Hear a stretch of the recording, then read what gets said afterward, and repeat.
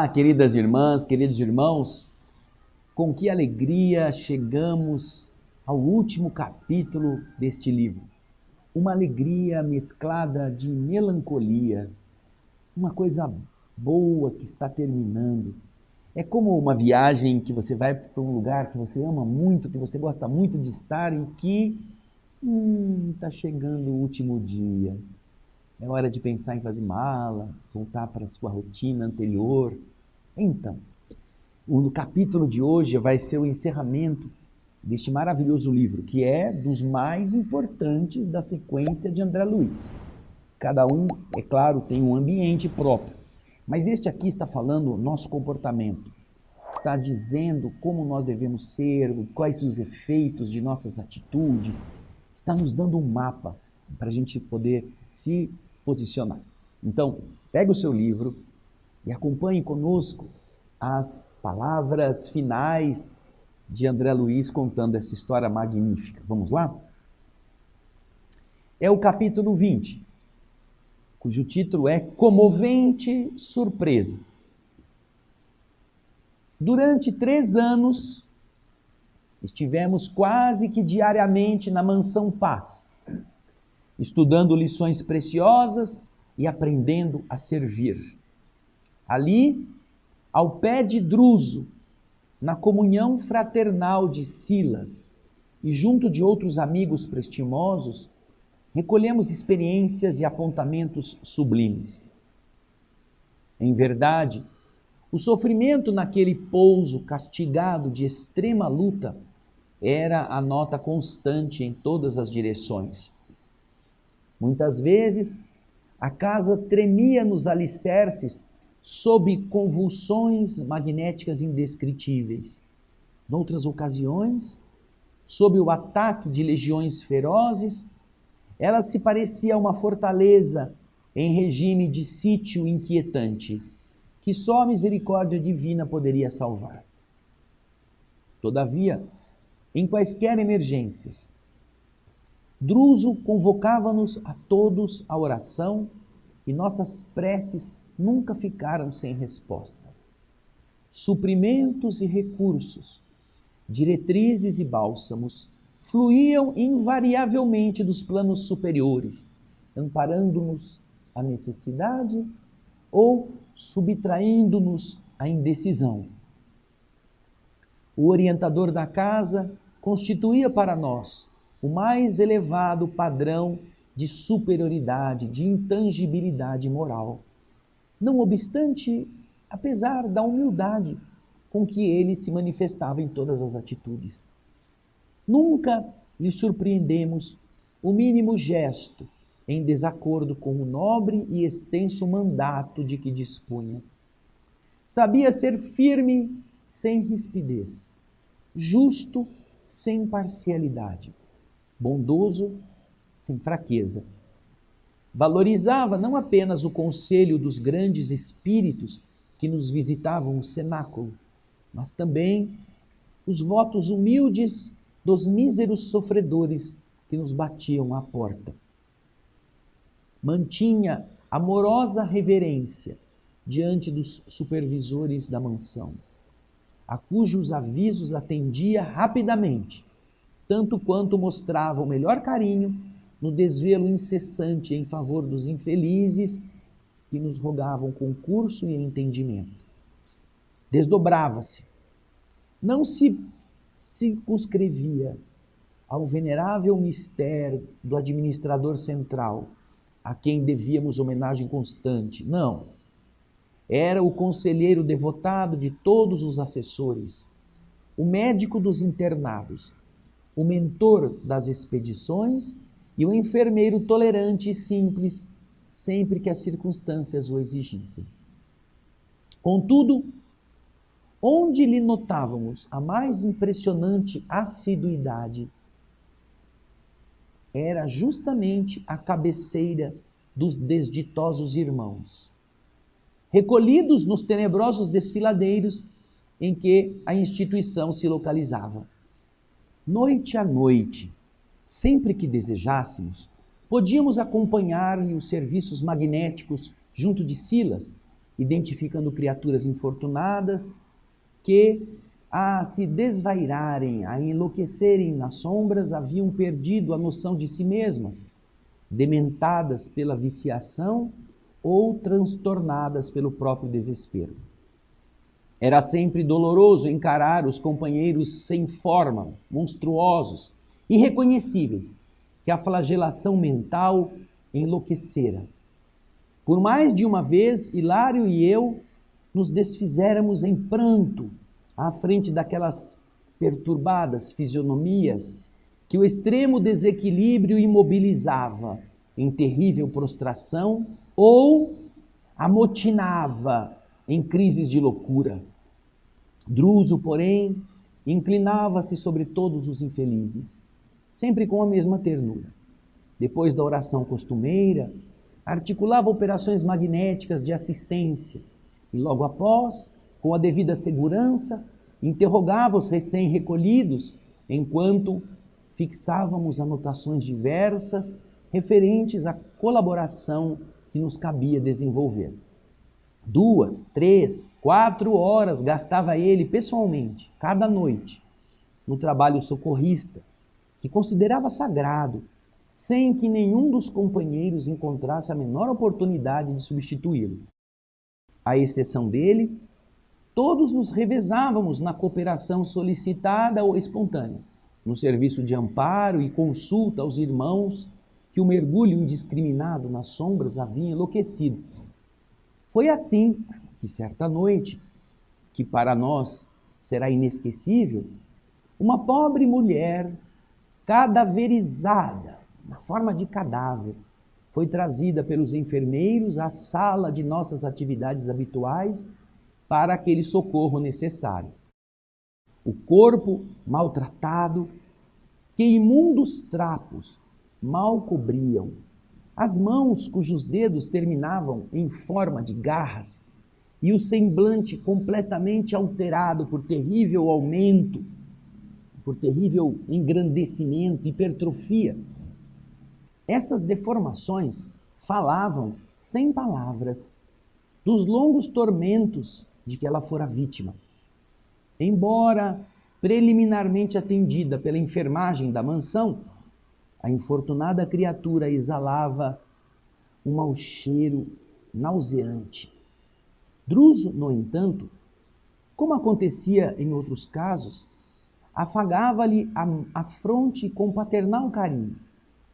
Terminada a oração com que ele marcava o início da tarefa de assistência, começou a aplicação de passes, acordando-lhe as energias. A entidade estava adormecida mentalmente.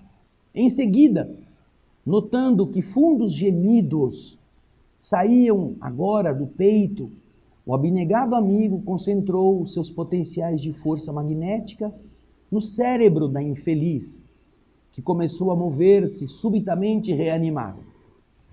Podia-se notar claramente que Druso interferia no córtex encefálico, incentivando-a ao necessário despertamento. Foi então que a boca imóvel, arrastada hipnoticamente à movimentação, abriu-se de leve e gritou: Druso! Druso! Compadece-te de mim! Surpreendidos, nós vimos o chefe da mansão cambalear quase desfalecente, como se ele fosse atingido por invisíveis raios de angústia e morte. Porém, esse espanto, esse estado não o atingira tão somente a ele. Silas se fez pálido imediatamente. Avançou para Druso, abraçando-lhe o busto como se temesse a sua queda inevitável. Algo estranho estava acontecendo, cujo significado de imediato não conseguíamos perceber. Buscando se dominar, o venerável diretor ergueu os olhos lúcidos para o alto, em pranto mudo, invocando a inspiração divina na linguagem da prece silenciosa, em que a alma se comunica particularmente com Deus. E após alguns momentos rápidos Perguntou ele à infeliz mulher: irmã, o que é que você tem a nos dizer?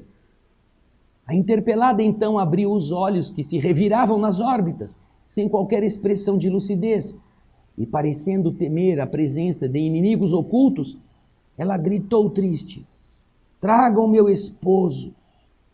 Druso me perdoará. Estou cansada, vencida. Por amor de Deus, libertem-me, libertem-me. Eu quero ar puro. Não terei pago suficientemente o meu crime? Não creio que Deus nos criasse para o inferno sem fim. Se eu errei conscientemente, adquirindo grande culpa, não desconheço que as minhas penas reparadoras têm sido igualmente enormes. Conduzam-me à presença do meu marido, para que eu me ajoelhe. Druso vai me retirar do local dos condenados. Compreenderá que não sou assim tão cruel como querem que eu seja.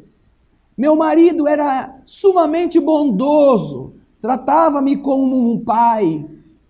Há quantos anos padeço, ó Senhor? Tu que curaste os leprosos e endemoniados. Estende-me os braços de amor, retira-me do inferno a que fui arrastada. Ajuda-me, ó Cristo. Deixa que eu recolha do esposo que eu humilhei o perdão de que necessito para que a minha consciência possa orar com fervor. O remorso é fogo que me consome. Piedade, piedade. Diante do intervalo que acontecer espontâneo, vimos que o grande condutor Druso jazia entregue a lágrimas abundantes. Pela primeira vez, aos nossos olhos, Silas interferiu no socorro magnético. Apesar do espanto que estava estampado na face, com a silenciosa aprovação do chefe que lhe cedia o lugar em silêncio, Silas interrogou preocupado e indeciso: como você se chama? E ela respondeu: Aída. Foi a resposta que a nós nos despertou mais acurada atenção. O assistente, contudo, no evidente propósito de obter mais informações, tão seguro quanto possível, continuou perguntando em voz trêmula: Aída, se você é a esposa de Druso, como nos está dizendo, você não se recorda de mais alguém? De mais alguém que partilhou no mundo a vida no seu lar? E com indescritível carinho, ela respondeu: oh, sim, eu me lembro, meu esposo tinha um filho das primeiras núpcias, um jovem médico de nome Silas. E dando-nos a conhecer a extrema fixação mental em que se ajustava, exclamou sussurrante: onde está Silas, que também não me ouve? No começo, ele se contrariava com a minha presença, entretanto, com o tempo, ele se tornou um filho do coração, condescendente amigo. Silas, sim, sim, quem me fez recordar o passado? Agigantava-se-nos a constrangedora surpresa. Ambos os socorristas caíram de joelhos em pranto irreprimível. Num instante, entendemos tudo. Rememorando aquela noite inesquecível em que Silas havia nos contado algo de sua história comovente. A pobre dementada era Aída, a madrasta sofredora. Somente agora percebíamos que o instrutor e o assistente haviam sido, entre os homens, pai e filho. Daí a discreta intimidade com que se associavam automaticamente em todos os serviços. E eu então, diz André, Pensei, certamente haviam abraçado a aflitiva missão naquele perseguido instituto de caridade, não apenas atendendo aos desencarnados infelizes, mas também com elevados objetivos do coração. Porém, diz André, eu não consegui ficar divagando muito tempo, uma vez que Druso, num gesto enternecedor, recolheu a infortunada criatura nos braços generosos e de joelhos, após conchegá-la de encontro ao peito, exclamou para o alto, com voz sumida e em lágrimas: obrigado, Senhor. Os penitentes, como eu, encontram igualmente o seu dia de graças. Agora que me devolves ao coração criminoso a companheira que eu envenenei no mundo, dá-me forças para que eu possa erguê-la do abismo de sofrimento a que se precipitou por minha culpa. Dava para perceber o esforço para continuar clamando pela compaixão celeste. No entanto, os soluços embargaram-lhe de todo a voz, enquanto o vasto jorro de safirina luz fluía do teto, como se a infinita bondade respondesse de imediato à sua comovente súplica. Silas, extremamente abatido, ajudou-o a levantar-se, e ambos se afastaram carregando consigo aquele trapo de mulher, com a solene emoção de quem havia conquistado o precioso troféu. Informados de que o serviço magnético não teria prosseguimento naquela noite, nós nos retiramos para nosso aposento particular, confiando-nos ao estudo das nossas impressões. No dia seguinte, entretanto, Silas veio ao nosso encontro. Tocava-se da alegria misteriosa de quem solucionara um problema longamente sofrido. E lembrando-nos o estudo da lei de causa e efeito, ele se explicou rapidamente. Druso e ele tinham sido pai e filho na existência última, e tendo ambos recebido a necessária permissão para trabalhar em busca de Aida, cuja perda haviam provocado, devotavam-se ao serviço da mansão, sob o beneplácito, a concessão de amigos do plano superior, ao preço de tremendas lutas na própria recuperação, chegaram a conquistar amizades sólidas e experiências notáveis. Contudo, a recordação da jovem sacrificada constituía-lhes envenenado espinho no íntimo do ser. Assim era que, para mais ampla elevação na luz infinita, necessitavam ressarcir o infame débito. E ele acrescentava esperançoso, com desconhecida alegria, que fazia o seu olhar brilhar, dizendo-nos: dentro de 3 dias, meu pai deixará o encargo de orientador da instituição, alçando-se, por fim, a companhia de minha mãe, para regressarem brevemente à reencarnação que os espera, sob a guarda de amigos nossos. Meu pai renascerá primeiro, pouco depois minha abnegada mãe o seguirá para internação na carne, e mais tarde, quando se casarem na esfera dos homens, vão me recolher nos braços, na condição de filho mais velho, para que nós 3 venhamos a receber a Aida, sofredora em nossos corações. Jesus nos concederá a felicidade de resgatar a imensa dívida com a assistência amorosa de minha mãe, que renunciou à alegria da subida imediata em nosso benefício.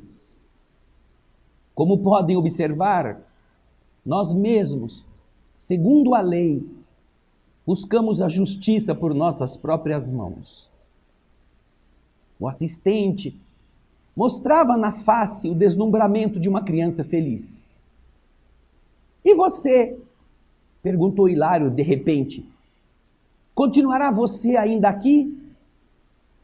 E Silas respondeu: não, com o afastamento do meu pai, obtive permissão para ingressar em grande educandário, no qual me habilitarei para as novas tarefas na medicina humana, com vistas à minha próxima encarnação terrestre.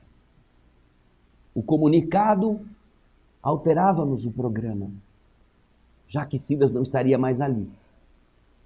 Então, de nossa parte, convinha encerrar os estudos na generosa instituição, porque Druso e Silas, desde a primeira hora, haviam sido ali nosso apoio claro e fiel. Abracei o assistente, sentindo-lhe a falta por antecipação. Silas era mais que um amigo de quem eu devia me apartar. Felicitei-o pela vitória alcançada e com ele consideramos igualmente o impositivo de nosso adeus. Iríamos embora. A mudança administrativa na casa não nos encorajaria qualquer adiamento. Para nós também, a partida se fazia inadiável. O corajoso companheiro abraçou-nos com irreprimível carinho e lágrimas de sublime reconhecimento jorraram-nos dos olhos. Quem admitirá que a separação seja apenas uma flor triste na terra dos homens? Também lá, no mundo dos espíritos. Decorridos 3 dias sobre a nossa derradeira conversa, nos achamos no maior recinto do grande Instituto de Socorro Espiritual, a Mansão Paz. O instrutor e o assistente se despediam dos amigos. O enorme salão estava repleto. No largo palco em que se destacava a direção, Druso aparecia ao lado do instrutor Arando, a quem passaria o governo do estabelecimento, e pela esposa querida, aquela que ele ofertara no mundo os sonhos doces do primeiro matrimônio, cujos olhos serenos exprimiam irradiante bondade. Outros benfeitores, incluindo o nosso querido Silas, ali também se encontravam atenciosos e emocionados. Na multidão dos ouvintes estávamos nós, renteando com os assessores e funcionários do grande hospital escola, ao pé de mais de 300 internados. Todos os enfermos, abrigados e servidores vinham trazer a Druso preciosos testemunhos de reconhecimento. As manifestações comovedoras multiplicavam-se, incessantes, enquanto música leve nascia de instrumentos ocultos, espalhando-se em surdina. Todos os doentes em fila movimentada queriam dizer uma palavra ao abnegado instrutor que os acolhera generoso. Velhinhos trêmulos abençoavam-lhe o nome. Irmãs cujo aspecto falava de trabalhosa renovação ofertavam-lhe as flores torturadas e tristes que o clima inquietante da mansão era capaz de produzir. Entidades diversas, recuperadas ao hálito de seu incansável devotamento, lhe endereçavam expressões respeitosas e amigas, enquanto jovens inúmeros lhe beijavam as mãos. Para todos, Druso possuía uma frase de enternecimento e carinho. Choro discreto surgia aqui e ali. Todos devíamos ao mentor admirável esclarecimento e esperança, energia e consolação. O novo chefe, o instrutor Arando, após a cerimônia simples da transmissão de responsabilidades, levantou-se e prometeu dirigir a casa com lealdade ao nosso Senhor Jesus Cristo. Para falar a verdade, porém, não creio que o instrutor Arando, recém-chegado à casa, pudesse, naquela hora, nos atrair mais dilatada atenção. E tão logo se acomodou na poltrona que a solenidade lhe reservava, Druso ergueu-se e rogou permissão para orar, despedindo-se. Todas as cabeças penderam silenciosas, enquanto a voz dele se elevou para o infinito, como se fosse uma melodia emoldurada de lágrimas. E ele humildemente clamou, dizendo: Senhor Jesus, nesse instante em que te oferecemos o coração, deixa que nossa alma se incline reverente para te agradecer as bênçãos de luz que a tua incomensurável bondade aqui nos concedeu em 50 anos de amor. Tu, mestre, que ergueste Lázaro do sepulcro, me levantou também das trevas para a alvorada remissora, lançando no inferno de minha culpa o orvalho de tua compaixão. Estendeu os braços magnânimos ao meu espírito mergulhado na lodosa corrente do crime. Trouxe-me do pelourinho do remorso para o serviço da esperança. Reanimou-me quando minhas forças desfaleciam. Nos dias agoniados, você foi o alimento de minhas ânsias. Nas estradas mais escabrosas, você era em tudo o meu companheiro fiel. Me ensinou sem ruídos que somente através da recuperação do respeito a mim mesmo, no pagamento dos meus débitos, é que poderei empreender a reconquista de minha paz. E confiou-me, Senhor, o trabalho neste pouso restaurador, com assistência constante da tua benevolência infinita, a fim de que eu pudesse avançar das sombras da noite para o fulgor de novo dia. Eu te agradeço, portanto, os instrutores que me deu, a cuja devoção afetuosa tão pesado tenho sido, os companheiros generosos que tantas vezes me suportaram as exigências e os irmãos enfermos que tantos ensinamentos preciosos me trouxeram ao coração. E agora, Senhor, que a esfera dos homens me abrirá de novo as portas. Me acompanha por acréscimo da misericórdia. Me acompanha com a graça da tua bênção. Não permita que o reconforto do mundo me faça te esquecer. E obriga-me ao convívio da humildade para que o orgulho não me sufoque. Me dá a luta edificante como mestra do meu resgate. E não retire o teu olhar de sobre os meus passos, ainda que para isso deva ser o sofrimento constante a marca de meus dias.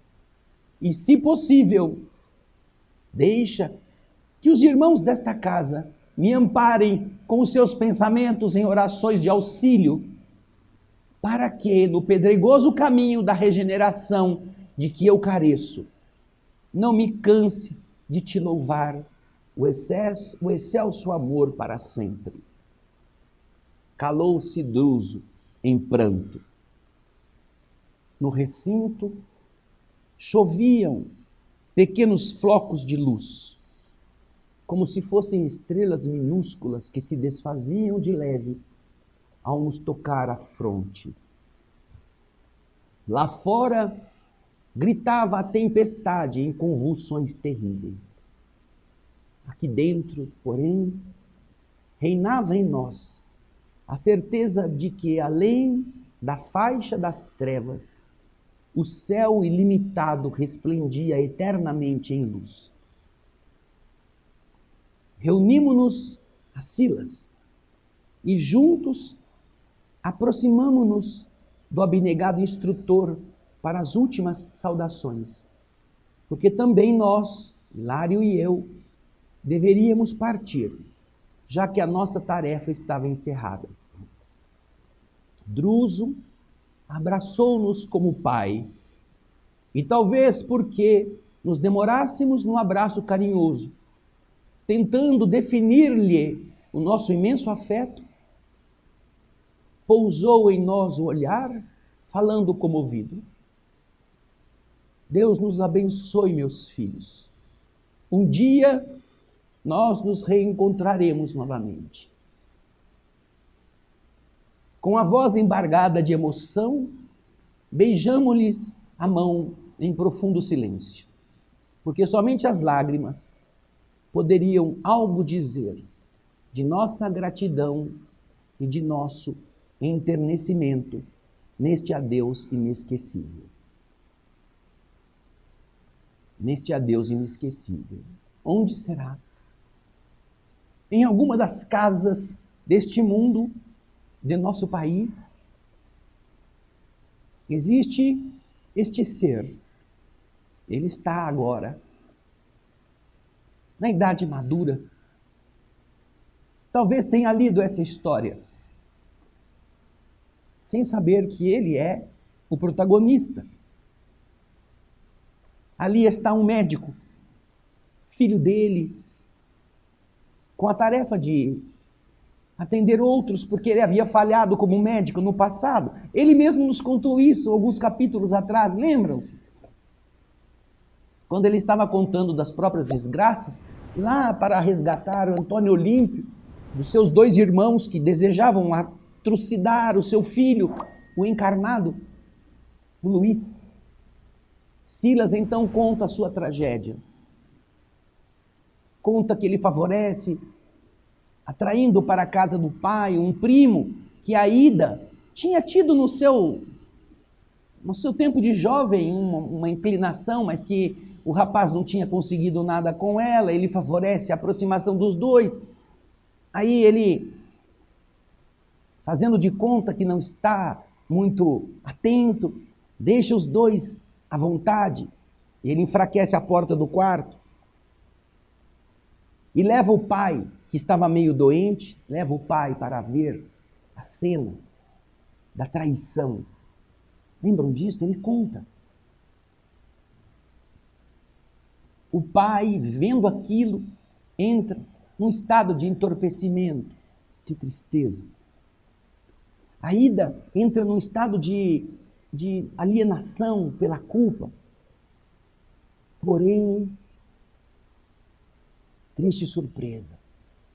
Dias depois, a Ida aparece morta, envenenada, ao que atribuem o envenenamento ao suicídio, coisa que de verdade não fora. O pai traído vai e ministra o veneno como se fosse remédio. E a moça acorda no dia seguinte morta. Isso faz com que o pai entre num estado de abatimento muito grande. Ele também não vai durar muito tempo pela culpa que ele carrega. Ele deteriora a sua saúde até que nas portas da morte, ele confessa ao filho, Silas, o mesmo Silas que está contando a história, que fora ele que havia matado a Ida. Essa é a história. Da mesma forma que Lucas e Ascânio, no capítulo 18, que queriam tanto subir, precisaram descer, chegou a vez do instrutor Druso, de Silas, com o apoio, com a ajuda da primeira esposa, que estava num plano bem mais elevado e que também renuncia ao processo de evolução para cima e vai voltar, vai se casar novamente com o mesmo Druso.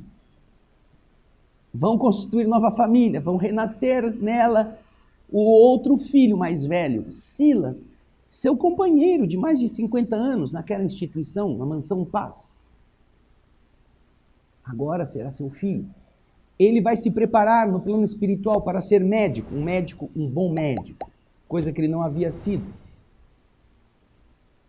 E por fim vão receber a jovem Aida, a segunda esposa, que agora será filha da primeira e do homem que a matou envenenada. Chega a hora do resgate. E ao invés de ser um momento de dor e de tragédia, é um momento de felicidade para eles. Você já pensou, durante esse tempo todo, o capítulo 20 nos explicou que Druso ficava 4, 5 horas por noite, atendendo os que chegavam.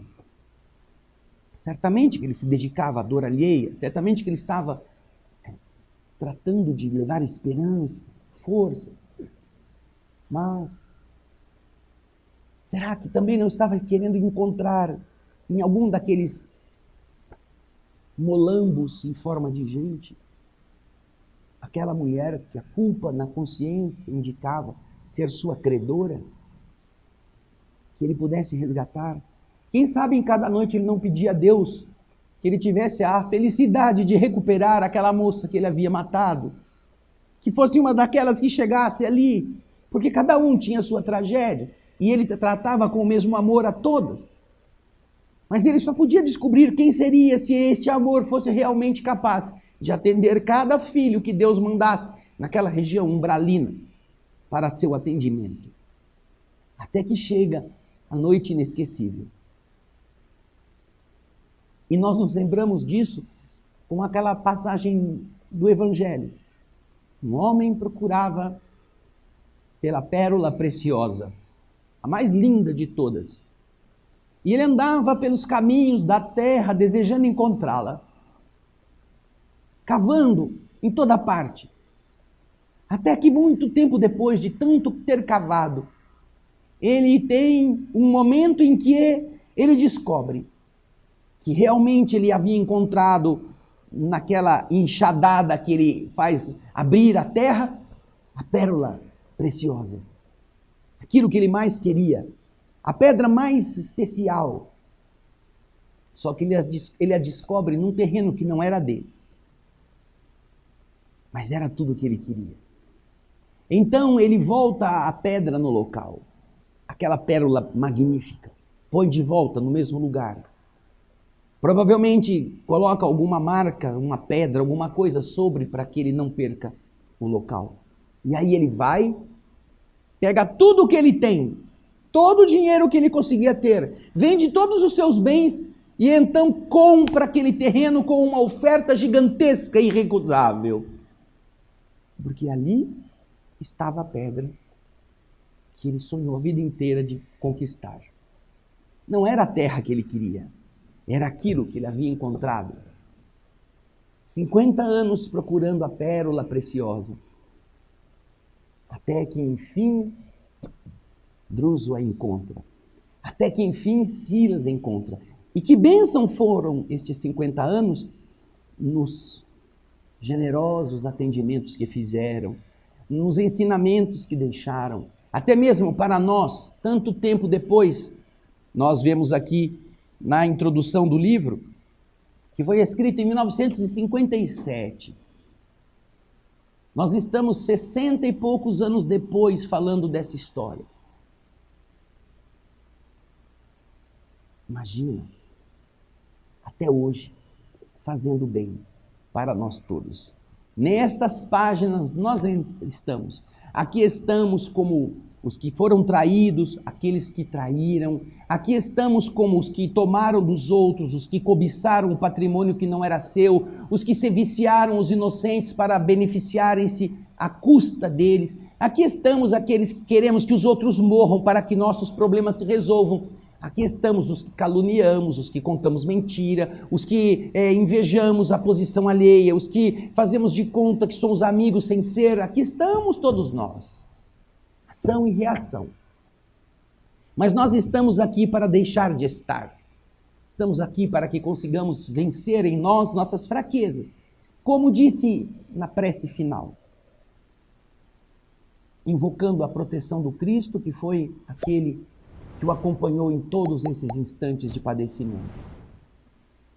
Se for necessário, Senhor, que nós soframos, para que não voltemos a errar, dá-nos a dor como mestre, dá-nos o sofrimento, a angústia, a fome, dá-nos a limitação do potencial intelectual, da beleza física, mas que nós não percamos esta chance. Ah, que coisa linda, que a gente possa aprender isso tudo com Druso e ação e reação, graças a André Luiz, a Chico Xavier, que agora vai dar oportunidade no nosso O Espírito da Letra a um outro livro, um pouco diferente dos anteriores, um pouco mais específico em termos da ciência, que se chama Evolução em Dois Mundos. Procure, adquira, comece a ler e participe conosco da próxima empreitada. Vai ser diferente de todas as anteriores que nós já fizemos, mas vai ser muito inspiradora também. Obrigado pela sua audiência, obrigado a Jesus por nos ter ensinado mais uma vez como nós somos ainda cheios de erros, cheios de defeitos, mas que nós podemos encontrar a pérola preciosa e vender tudo para tê-la. Que Deus te abençoe, que você possa sentir a nossa gratidão e nós esperamos você no próximo livro, no próximo programa, O Espírito da Letra. Muito obrigado a toda a equipe que trabalhou para que isso acontecesse, ao Ricardinho, ao Felipe, ao Jefferson, ao Gaspar, ao Raul, todos eles aqui por detrás dessas câmeras, fazendo tudo o que podiam para que todos estes 9 livros pudessem ser terminados. Grande abraço para todos eles, incluindo a nossa querida Solange Godoy, a todos os trabalhadores da Sociedade Bezerra de Menezes, a todos os telespectadores que ao longo destes 9 livros têm procurado multiplicar as dádivas do céu. Que Deus abençoe vocês. Muito obrigado e muita paz.